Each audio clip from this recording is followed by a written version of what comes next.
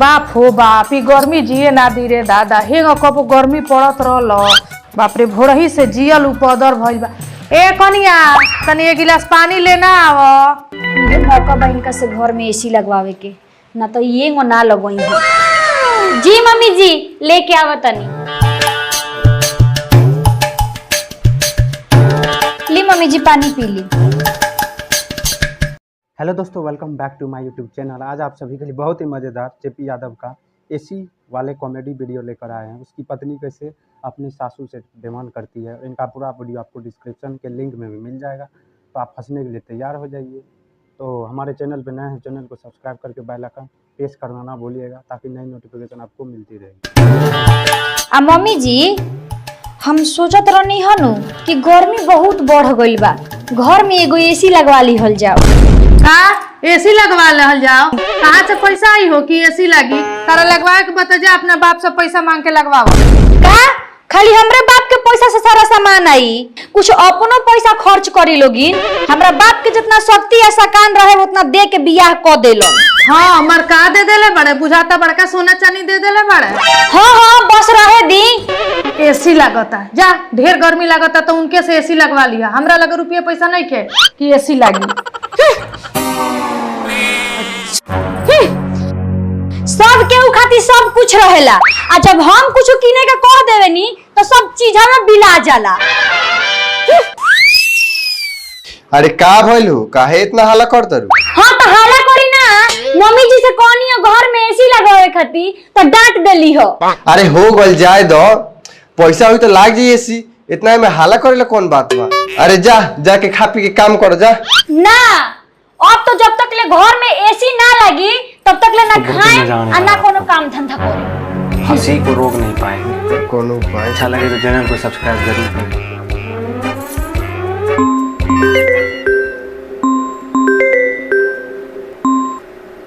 Hello, का हाल बा प्रीति सखी? का हाल बा हो? गर्मी से तो हाल बेहाल बटे। हम अपना मम्मी जी से कहनी है कि घर में एसी लगवा दी, तो घर में एसी ना लगावे देली हो। का बताई?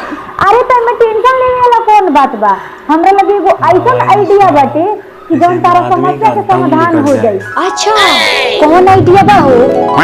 ई बात बा? अरे ये सब में तो हम औरी आगे हई।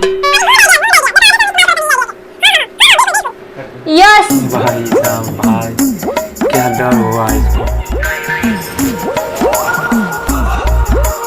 ए मम्मी जी तनी जाई ना बाजार सामान लिया दी, आ सारा सामान के लिस्ट बना देले बा। काहे हो बबुआ नहीं खे उ सामान ना ले आ। ए मम्मी जी आज वहां के कोनो काम से बाहर चल गइल बनी, और वहां के सामान कोनो देख के नानू लेवे नी, ठोक देवेलन स वहां के।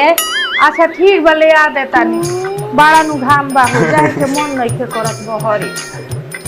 गया खत्म। बाप कितना गर्मी बा रे दादा। अरे दादा हो कितना गर्मी बा रे दादा, मर गई गर्मी रे दादा। अरे ये है आप लोग का माइक। अरे बाप रे मम्मी जी आ का भइल जी? मम्मी जी अरे का भइल है? हेलो डॉक्टर साहब, आप लोग को मजा आ रहा है? तनी आई ना हमरा घरे। अरे हमर सास बेहोश हो गइल बड़ी। आ डॉक्टर साहब सुनी, आइम नु तो हमरा सास से जरूर कहम घर में एसी लगावे के। हाँ डॉक्टर साहब जल्दी आई ना। आई अरे के बेहोश हो गए? किरे बेहोश हो गए? लोग तारा इलाज के दाम सुन के बेहोश हो जाला। ये सही कैसे बेहोश हो गई? होय का लेल बनी डॉक्टर साहब? अरे हाय हते कदी घर में बिजली के काम करत रहनी है, तू हबर दबर में लेके चले नहीं है। आ यूट्यूब पर नहीं की देखले कि आदमी के बिजली के झटका देला से होश में आ जाला। ना डॉक्टर साहब, ए से झटका दे के हमरा सास के होश में मत ले आई, कोई हमर सास मर जाइए तब। अरे का कहिए डॉक्टर साहब, हम इहा के माना कोई नहीं कि रवा घामा में बाजार मत जाई, तबो इहा के चल गइनी ह। तनी देखी ना, जल्दी चेक करी ना। अच्छा कोई बात ना, देखा कैसे 1 मिनट में होश में आवत रही। अरे डॉक्टर साहब भी तो तनी छोड़ी ना। अरे देखा तू कैसे होश में आवत। देखलू के होश में आ गईली हैं? इलाज नहीं करेनी। हमरा का हो गइल डॉक्टर साहब? तारा गर्मी की बीमारी हो गई बा। तो डॉक्टर साहब ई बीमारी कैसे ठीक होई? देखो तारा लगातार 3 महीना तक एसी के हवा खाए के पड़ी, तब जाके कहीं बीमारी कंट्रोल में आई, मुट्ठी में आई। बाकी ये डॉक्टर साहब हमरा घर में तो एसी नहीं है। अरे कोनो बात ना, हमें पुर्जा पर कुछ एसी के नाम लिख देले बनी, हैली जोन पसंद पड़ी हमरा के फोन करके बता दे, हम सांझ के लिए आके घर में लगा दे, ठीक बा? लेकिन ये डॉक्टर साहब रउरा तो डॉक्टरी नु करी ले। अरे तो खाली डॉक्टरी करेला से धर्म करम चले के बा, आदमी साइडो बिजनेस करेला, सांझ के फोन करके बता दे, बिया घर में एसी लगा दे, ठीक बा? अब चली निकाली इलाज की 1051 रुपया, और एक आदमी मोटर खोल के आइल बनी।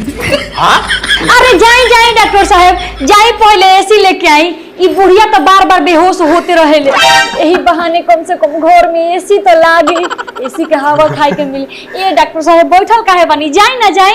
ठीक बा। डॉक्टर साहब अपन लोग पे ले जाई, छूटा तटे। फोन जरूर करा दियो,